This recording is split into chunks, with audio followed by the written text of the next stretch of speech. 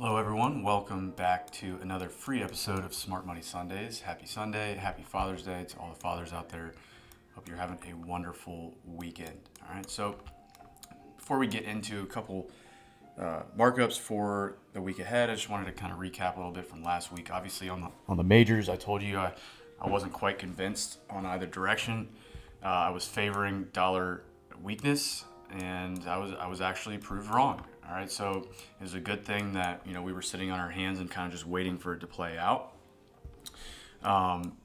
for price to give us that directional bias. Okay, and sure enough, with FOMC, the Fed was quite hawkish, and hence why the dollar really strengthened last week. All right, but anyway, I want to quickly just touch upon the setup of the week that I gave you guys last week that I told you I was looking to attack.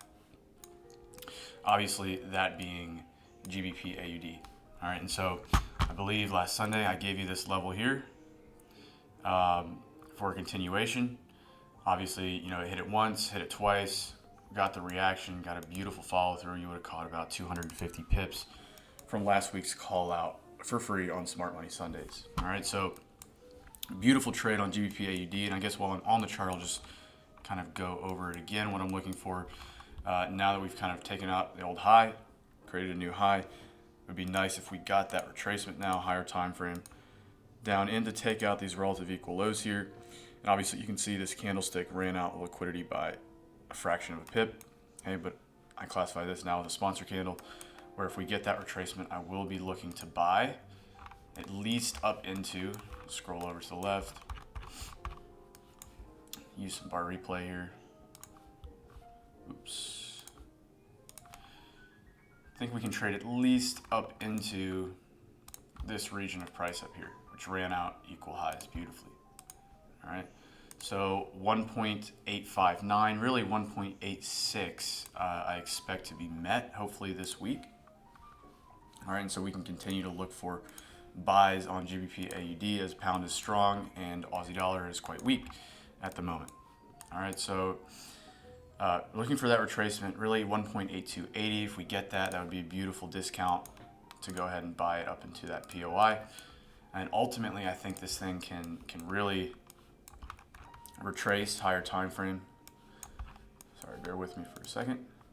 Ultimately, I think we can retrace up into premium here. As you can see, a massive sell-off, somewhat consolidated and accumulated, where I'd like to see that retracement potentially up into this region of price here, this daily up close, okay, daily inefficiency, and then we'll look for higher time frame continuations down. All right, but in the meantime, we can look to continue to buy it. I think we can at least trade up into here. 1.9200 is on the cards, in my opinion. All right, so that is GBP AUD. Beautiful call out last week. Just go back and watch the episode. If you didn't, I hope you marked it off and took it last week, because that was a beautiful, beautiful opportunity. All right, so another one, just quickly touch upon last week that was given out as well, is GBP CHF. Now, we've been talking about this pair for weeks now, right? And what we're looking at, obviously, this level was given out, this level was given out, and last week we gave out this level as kind of the last point of return. Okay, looking for those longs to kind of fill in the range up here. Okay, and I still do favor that bias. However, you can see we're still just trapped in this range. It's very frustrating. This pair likes to range quite frequently. But based upon the fact that we're kind of maintaining structure here, creating now relative equal highs, I expect that final push up, whether it just be a straight buy to sell, just a quick snap up into the range and then a sell off, or a sustained expansionary move to the upside, because higher time frame we really are still very bullish, as you can see. Okay, so I do still favor upside on this cross. All right, and so again, POI is going to be this old high within structure, sell to buy, 4-hour 50 EMA, as well as our daily 50 EMA as well. All right, so 1.2705 is kind of where I'm looking at, again, to play GBP CHF coming into this week. All right. All right, now let's get into a couple others. Let's start off Euro USD. spoke about this on our live session with VIP members the other day, how, this pair is, in my opinion, we're kind of trapped right now, right? Because you can see expansionary move, higher low, higher high, higher low, lower high. So we're essentially trapping ourselves now within this structure point. Okay, we're respecting structure here, but we're also respecting structure here. All right, so because of the fact that we are significantly bullish, and I'm treating that Fed announcement as kind of just a catalyst to discount things like Euro USD, I'm still favoring longs to the upside, and 1.25 as a target. Or I do think ultimately we will take out this high here and liquidity resting above it. Okay, it's just a matter of when. Okay, and so, as we're trapping ourselves kind of within this wedge, my first POI for this is going to be 50% below these equal lows, 1.1825, which we're trading into now. Okay, so it does look like we're starting to accumulate. It does look like we're starting to form somewhat of a schematic, slow down in price. I would like to see kind of a fake BOS, break a structure, lower time frame, and then we'll catch it on a continuation after trading into that POI. All right, alternatively, if the dollar strength continues, then I could totally see price running out these lows here and trading back into the old high here. Okay, old high kind of at 1.1500. Okay, so if we don't respect kind of this LPOR here, then I would expect price to spill over into our old high, where we'll then look for accumulation and continuation to the upside into our overall objective of running out the weekly high. Okay, 1.25. All right, so that's EU.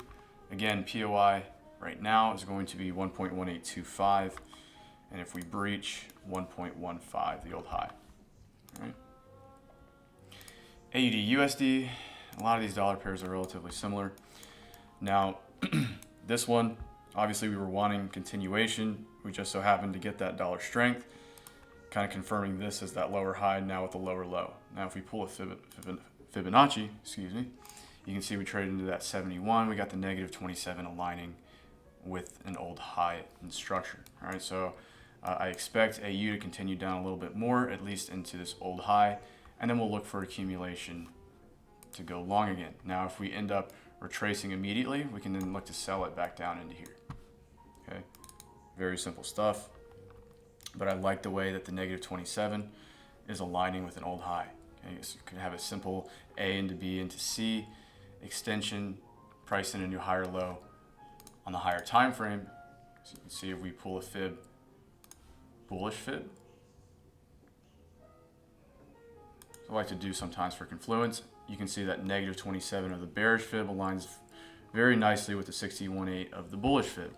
All right, so this is kind of a POI for me. I really am interested in this area to see what price is telling me. Right around 7,400, 7,380. So kind of that 20 pip range. Look out for that and mark that level off on your charts. Okay. GBP USD. Spoke about this as well on our live session on Friday with VIP members. This is another interesting one. Okay. Ultimately, pound is extremely bullish, and I expect us to trade up into this region. I forget what time frame I had this marked off on. Let's see. Yeah, okay. So I think ultimately GU will need to trade up kind of into this area here. Old supply that was never accounted for, never mitigated, obviously the inefficiency as well. So that's at 1.4800. All right, I expect ultimately 1.4800 on GBP USD. Right now, obviously, we're just retracing, and we were continuing to look to buy into these equal highs. All right, but they left it intact, and that's okay. That's good because we know now, with a higher time frame retracement, we have liquidity, a liquidity objective to the upside that must be met, right? Where they've left the liquidity intact to be taken later on. All right, so first POI is we're kind of approaching. Is this very clean down close here that happened in London Open mid-April actually, and was never mitigated. All right, the sell to buy trading into a sell to buy here was traded into a sell to buy here. All right, so I do expect a kind of significant reaction from this level at 1.3766.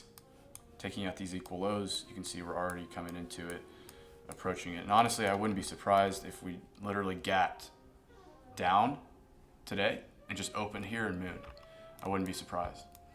But regardless, this is my first POI. Second is going to be an old level down here, following mitigation train.